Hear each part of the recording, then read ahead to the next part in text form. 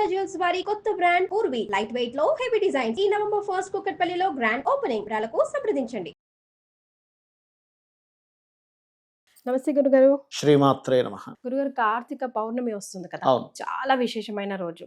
మనం చేసిన ఎన్నో పాప పనులని పటాపంచలు చేసే రోజు అంటారు, ఎందుకంటే పుణ్యాన్ని సంపాదించుకునే మాసం అంటారు కాబట్టి.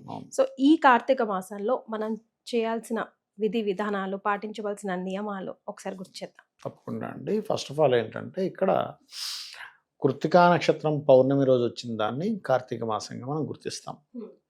కార్తీక మాసంలో ఎవరైతే దీపదానం చేయడము, దీపారాధన చేయడము చేస్తారో ఖచ్చితంగా వారికి పూర్వజన్మ కర్మలు ఏవైతే, పూర్వజన్మ పాపాలు ఏవైతే ఉంటాయి పోతాయంటారు. అదేమిటండి, ఒక్కరోజు దీపం వెలిగిస్తే పోవడం ఏమిటి అంటే, ఇప్పుడు చిన్న ఎగ్జాంపుల్ ఎలా అంటే, ఇప్పుడు మనం చూడండి, కొన్నిసార్లు కొన్ని సమయాల్లో మనం మాట్లాడిన మాట గొడవకి దారి తీస్తుంది, ఉన్నతికి తీసుకెళ్తుంది, అంతే కదా.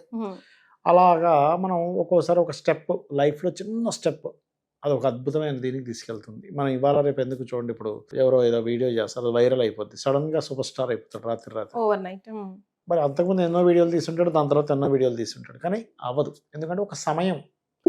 అలాగే కృత్తికా నక్షత్రానికి అధిపతి, నక్షత్రాధిపతి రవైతే అధిష్టాన దేవత అగ్ని అవుతారు. అగ్నికి ఉన్నటువంటి ఇదేమిటి లక్షణం ఏమిటంటే, దహింపజేసే లక్షణం. అది కర్మను దహింపజేస్తుంది.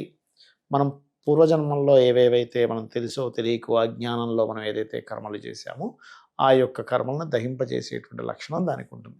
అయితే కేవలం ఏదో ఆ ఒక్కరోజు దీపం వెలిగించేస్తే అంత ఫలితం వస్తుంది. అలా కాకుండా కార్తీక దామోదరుణ్ణి, అదేవిధంగా కాలభైరవుణ్ణి, అందులో ప్రధానంగా మనకి పౌర్ణమి రోజు అభిషేకం చేసుకుంటూ శివునికి ఆ రోజు రాత్రి సమయంలో కనుక మీరు అమ్మవారి యొక్క ఆరాధనలో భాగంగా లలితా సహస్రనామాలను ఎవరైతే చదువుతారో, వినడం కానీ చదవడం కానీ పౌర్ణమి చంద్రుడికి చూపిస్తూ ఖచ్చితంగా మంచి ఫలితం వస్తుంది.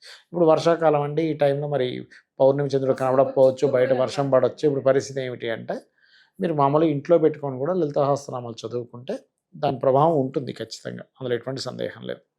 ఎందుకంటే ఆ నామాలకు ఉన్నటువంటి శక్తి అటువంటిది. కాబట్టి ఎవరైతే ఈ పౌర్ణమి రోజు చలివిడి నైవేద్యంగా అమ్మవారికి పెట్టి దాన్ని తీసుకుంటారో, మొట్టమొదటిగా వీళ్ళకి జరిగేటువంటి మొట్టమొదటి ఫలితం ఏమిటి అంటే, మానసిక రుగ్మతలు పోతాయి, పీస్ ఆఫ్ మైండ్ ఉంటుంది, మెంటల్ టెన్షన్స్ పోతాయి. మనందరికీ కావాల్సింది ఏంటి, పీస్ ఆఫ్ మైండ్ ఉండాలి, ప్రశాంతంగా ఉండాలి. ఖచ్చితంగా దీని యొక్క ఫలితం ఇది వచ్చి తీరుతుంది, అందులో ఎటువంటి సందేహం లేదు. సో దీపారాధన, దీపదానం కార్తీక మాసానికే చాలా చాలా ప్రాముఖ్యం కదా గురుగారు. దీపదానం చేసేటప్పుడు ఏ విధంగా చేయాలి, అండ్ అప్పుడు పఠించవలసిన మంత్రం, అలాగే దీపారాధన చేసేటప్పుడు ముఖ్యంగా మనం ఉసిరి దీపం కూడా వెలిగిస్తూ ఉంటాం కదా. మంత్రము కంటే కూడా మీరు ఇచ్చేటప్పుడు భావన చాలా ముఖ్యం. ఒక దేవతా సంబంధించిన కార్యం చేస్తున్నానని మనకి బియ్యపు పిండి కానీ లేకపోతే గోధుమ పిండితో కానీ కుందు తయారు చేసుకొని అందులో నెయ్యి వేసి, స్వచ్ఛమైన ఆవు నెయ్యి వేసి ఒత్తిని వెలిగించి దీపదానం చేయాలి. అది చిన్నవి ఇస్తుంటారు, అలా కాదు, కొంచెం బాగుండేదే ఇవ్వాలి. అలాగే కొంతమంది నువ్వుల నూనె వేసిన దీపం కూడా ఇస్తూ ఉంటారు. అయితే శాస్త్రంలో చెప్పినటువంటిది ఆవు నెయ్యి, నువ్వుల నూనె ప్రధానం. దాని తర్వాత అన్నీ కూడా అదవం కిందకు వస్తాయి. అంటే పల్లి నూనెని, రకరకాల నూనెలు ఉంటాయి, అవన్నీ సెకండరీ దీనికి వస్తాయి. అంటే మీకు దొరకనప్పుడు ఇంకా ప్రత్యామ్నాయంగా వాడుకోవచ్చు. కానీ మొట్టమొదటిగా మాత్రం వీటికే ఇవ్వాలి. ఎందుకంటే నువ్వుల నూనెతో ఇచ్చినటువంటి దీపానికి ప్రధానంగా ఇక్కడ మీకు కర్మని తొలగించే శక్తి ఉంటుంది. అలాగే నెయ్యి దీపం ఇచ్చినప్పుడు గురుబలం పెరుగుతుంది. ఇది అంటే మీరు ఒక దానం ఇస్తున్నారంటే దానికి సంబంధించిన ఎనర్జీ మీకు నెగటివ్ రూపంలో ఉండేది పోతుంది. గురుబలం లేదు, ఆ గురుబలం వస్తుంది. గురుబలం తగ్గిపోయినటువంటి ఎనర్జీ కాస్త క్లియర్ అవుతుంది. లేదా గురువు జన్మజాతకంలో గురువు పాడయ్యాడు, ఆ యొక్క దోషం కూడా పోతుంది. కొంతమంది గురువు నీచంలో ఉంటాడు, అలాంటప్పుడు ఏంటంటే వాళ్ళు గైడ్ చేసేవాళ్ళు సరిగ్గా దొరకరు, మిస్గైడింగ్స్ ఎక్కువ జరుగుతూ ఉంటాయి. అంటే ఏదో గురువు దొరుకుతాడు, ఆ గురువు కూడా ఇతను మిస్గైడ్ చేస్తూ ఉంటారు, గురువు యొక్క ప్రభావం సరిగ్గా లేకపోవడం వల్ల. గురుగారు, మరి ఇంట్లో కానీ తులసి కోట దగ్గర కానీ లేదంటే మనము ఉసిరి చెట్టు కింద కానీ దీపారాధన చేస్తూ ఉంటాం కదా, నువ్వుల నూనెతో చేయొచ్చా, ఆవు నెయ్యితో చేయొచ్చా? ఈ రెండిట్లో దేనితోనైనా చేయొచ్చు. నువ్వుల నూనెతో కూడా బాగా కాంట్రవర్సీ గురుగారు. నువ్వుల నూనెతో చేయనే ఉంది, శాస్త్రంలో ఉంది, ప్రామాణికత ఉంది.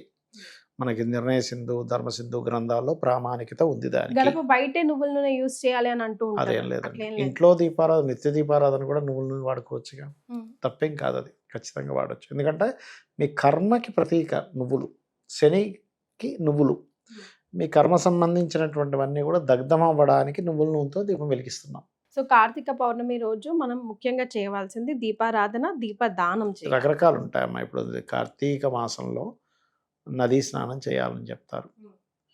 ఉదయము సాయంత్రం ఖచ్చితంగా దీపారాధన చేయాలి, దీపదానం చేయాలి. పితృదేవతలకు కూడా చేసుకోవాలి కార్తీక మాసంలో. అలాగే ఏ దేవతారాధన అయినా చేయొచ్చు, ఏ దేవతా హోమం అయినా చేయొచ్చు, ఏ దేవతా సంబంధించినటువంటి జపమైనా చేసుకోవచ్చు, ఏదైనా చేసుకోవచ్చు, తప్పేం లేదు. ఏంటంటే ఈ కార్తీక మాసంలో మీ ఇష్టదైవం ఎవరో ఆ ఇష్టదైవాన్ని కూడా కొలవవచ్చు.